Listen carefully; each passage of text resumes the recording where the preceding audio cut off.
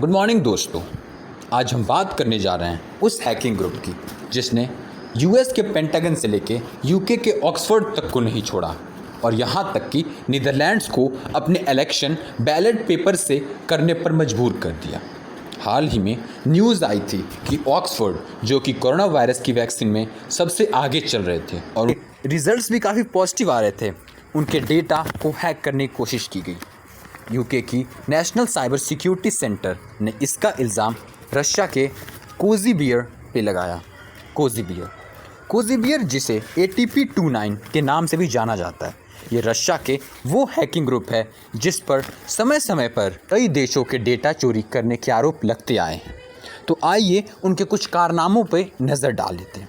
सन 2015 इस साल उन्होंने यूएस के पेंटागन के जॉइंट स्टाफ के ईमेल सिस्टम को हैक किया और इसके ज़रिए डेमोक्रेटिक नेशनल कमेटी के सर्वर से सारे डॉक्यूमेंट को ऑनलाइन ही पब्लिश कर दिया।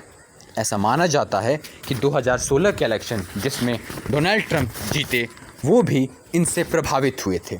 जून 2017 फेक माइक्रोसॉफ्ट वर्ड के ज़रिए इन्होंने यूके के एनर्जी इंडस्ट्री में काम कर रहे वर्कर को निशाना बनाया। अगस्त 2017 वर्ल्ड एंटी डोपिंग एजेंसी को हैक कर इंटरनेशनल एथलीट्स के बहुत से मेडिकल डॉक्यूमेंट्स को रिलीज़ कर दिया। और नीदरलैंड का केस तो हमने आपको बताया ही था। 2017 में नीदरलैंड को अपने इलेक्शन में ये डिस्टर्बेंस ना क्रिएट कर दें, इसलिए बैलेट पेपर से ही सारा इलेक्शन कराना पड़ा। तो प्रश्न ये बनता है, सारे देश इतना श्योर क्यों हैं कि ये सारे कारनामे कोजी बियर के ही हैं? तो बात है सन 2014 की। डच सिक्योरिटी सर्विस ने रशियन हैकर को स्टॉक करते हुए इन्वेस्टिगेशन शुरू कर दी और किसी प्रकार से मॉस्को यूनिवर्सिटी के CCTV कैमरास को झांसा देते हुए उनके कंप्यूटर लैब में प्रवेश कर गए। वहां उन्होंने देखा कि एक बहुत बड़ा हैकिंग ग्रुप दूसरे देशों के डॉक्यूमेंट्स चोरी कर रहा था, दूसरे देशों के सिस्टम को हैक करके।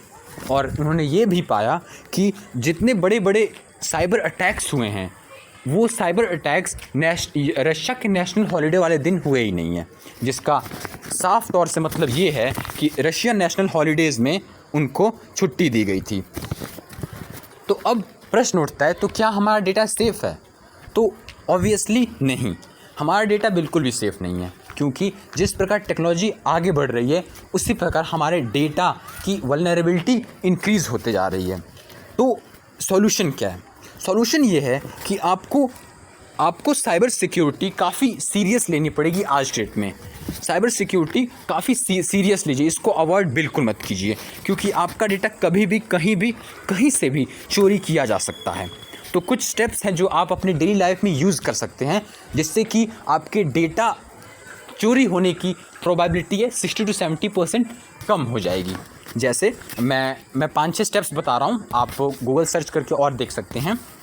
जैसे कि एंटीवायरस सॉफ्टवेयर इंस्टॉल, आपके सिस्टम पे हमेशा एंटीवायरस सॉफ्टवेयर होना ही चाहिए।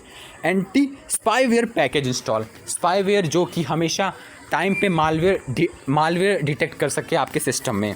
अपने OS ऐप्स और ब्राउज़र को हमेशा अपडेट रखिए, हमेशा पासवर्ड बदलते रहिए, इजी या हार्ड कोई पासवर्ड, लेकिन आप हमेशा बदलने की हैबिट बना लीजिए।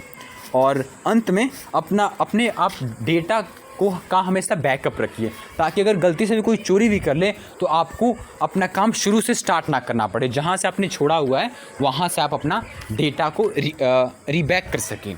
तो आज के लिए दोस्तों इतना ही, मिलते हैं अगले वीडियो में। धन्यवाद।